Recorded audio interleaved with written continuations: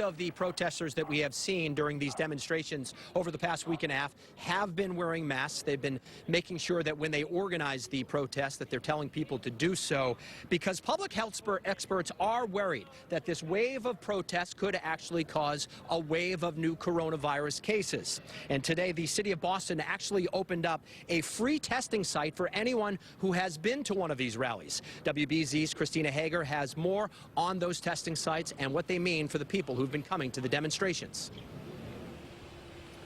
Well, David, people have been lining up here since noon, some walking in, some driving through, and people tell us they just wanted to get tested for peace of mind. Because I have participated in 3 of the protests. She's kept her mask on and hasn't had symptoms, but Sean Phillips is here at Roxbury's free testing site because the Black Lives Matter movement pulled her out of isolation.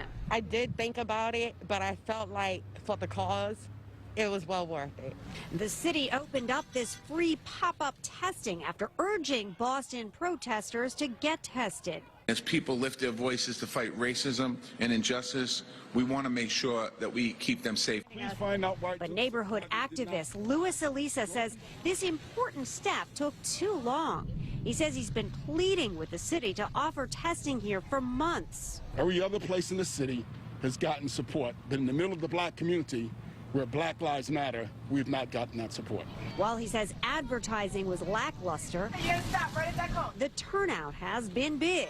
I felt that it was my duty to get tested. I don't have no symptoms, never had, but you never know. So if you get tested... Harvard Medical School Dr. Abron Karan says one test may not be enough. The median incubation period is about 5 days or so from exposure to showing symptoms.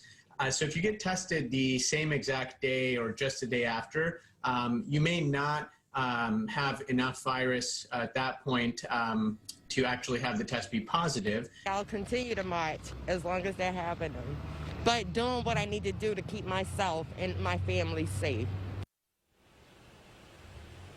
So this testing goes on until 7 o'clock tonight and again tomorrow from noon until 7. And folks here can expect results by early next week. In Roxbury, Christina Hager, WBZ News. Back to you. All right, Christina Hager.